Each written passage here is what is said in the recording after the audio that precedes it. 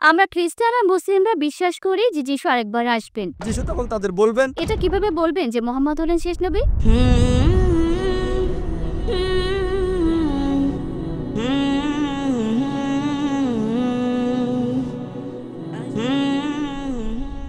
আপনি বললেন যে যিশু শুধু ইসরায়েলিদের জন্য এসেছেন আর মুহাম্মদ পুরো মানব জাতির জন্য। আমরা খ্রিস্টান আর মুসলিমরা বিশ্বাস করি যে যিশু আরেকবার আসবেন। সেটা হলে এটা কিভাবে বলবেন যে মোহাম্মদ হলেন শেষ নবী? বোন, আপনি প্রশ্ন করলেন যে যীশু খ্রিস্ট সে সময় এসেছিলেন শুধু ইসরায়েলবাসীদের জন্য আর মোহাম্মদ সাল্লাহ সাল্লাম পুরো মানব জাতির জন্য। তাহলে যিশু আবার আসবেন কিভাবে? যদি তিনি আবার আসেন মোহাম্মদ সাল্লাহ সাল্লাম তাহলে শেষ নবী নন। আর আমি একমত বোন যে যীশু খ্রিস্ট এই পৃথিবীতে আবার আসবেন। এ ব্যাপারে সব মিলিয়ে 70টি হাদিস আছে বোন, 70টি জায়গায় সহি হাদিস বলছে যে যীশু খ্রিস্ট পৃথিবীতে আবার আসবেন। আর বাইবেলেও এটার উল্লেখ আছে যে যীশু খ্রিস্ট দ্বিতীয়বারের মতো এই পৃথিবীতে ফিরে আসবেন। তবে পবিত্র কোরআনে এই কথা আছে, সূরা আহজাবের 40 নম্বর আয়াতে এই কথা উল্লেখ আছে, كان محمد أبا أحد من رجالكم ولكن رسول الله وخاتم النبيين। যে মুহাম্মদ তোমাদের মধ্যে কোনো পুরুষের পিতা নন, বরং সে আল্লাহর রাসূল এবং তিনি হলেন সর্বশেষ নবী। এখন দুটো ঠিক। কিভাবে? দুটো কথাই ঠিক। কারণ ঈসা আলাইহিস সালাম তিনি আবারও আসবেন। তিনি কি জন্য এই পৃথিবীতে আসবেন?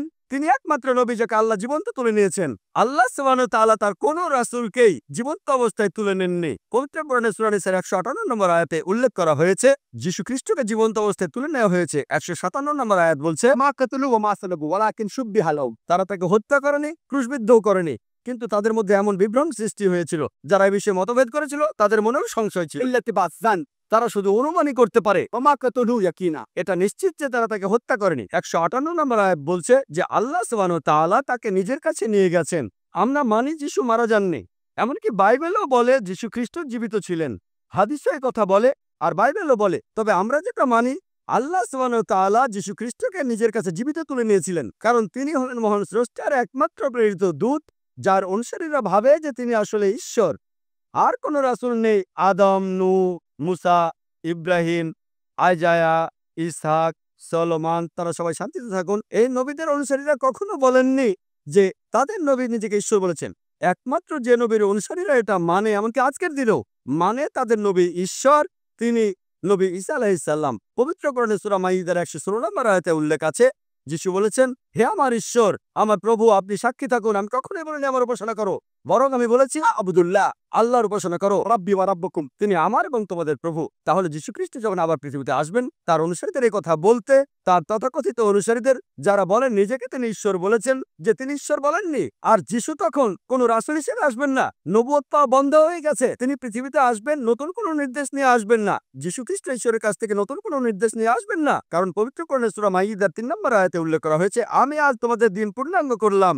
আল্লাহ সুবহানাহু ওয়া তাআলা বলছেন, আজ আমি তোমাদের দিন পূর্ণাঙ্গ করলাম এবং ইসলামকে তোমাদের দিন মনোনীত করলাম। এই কিতাবের পরে আর কোনো নির্দেশ আসবে না, কোনো কিতাব আসবে না, কারো উপর কোনো কিতাব নাজিল হবে না।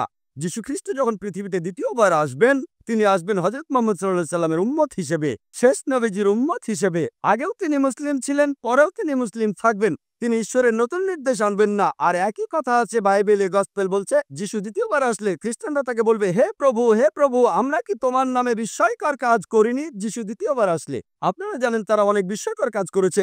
তারা বলবে, প্রভু, প্রভু, আমরা কি তোমার নামে অনেক বিস্ময়কর কাজ করিনি? যিশু তখন তাদের বলবেন, আমি তোমাদের চিনি না, তোমরা সবাই অপরাধী, তোমরা এখান থেকে চলে যাও। আমি এই কথাটা বলছি না, গসপেল বলছে যে যিশু দ্বিতীয়বার আসার পরে বলবেন, তোমরা সবাই অপরাধী, আমি তোমাদের কাউকেই চিনি না, তোমরা সবাই পাপী মানুষ, তোমরা এখান থেকে চলে যাও, আমি তোমাদের চিনি না। তিনি কাদের বলবেন? মুসলিমদের, হিন্দুদের বলবেন? তিনি একথা খ্রিস্টানদের বলবেন, যারা বলবে আমরা আপনার নামে বিস্ময়কর কাজ করেছি। বাইবেলের কথা বলছে যে যীশু খ্রিস্ট পৃথিবীতে দ্বিতীয়বার এসে বলবেন, এখান থেকে তোমরা চলে যাও, তোমাদের সবাই অপরাধী, তোমাদের চিনি না। তাহলে যিশু দ্বিতীয়বার এসে তিনি তার অনুসারীদের বলবেন, আমি নিজেকে ঈশ্বর বলিনি, বরং আমি বলেছি আবুদুল্লাহ, আল্লাহর উপাসনা করো, রব্বি ওয়া রাব্বুকুম, আমার প্রভুই তোমার প্রভু। ওয়া আখিরু দাওয়ানা আলহামদুলিল্লাহি রাব্বিল আলামিন।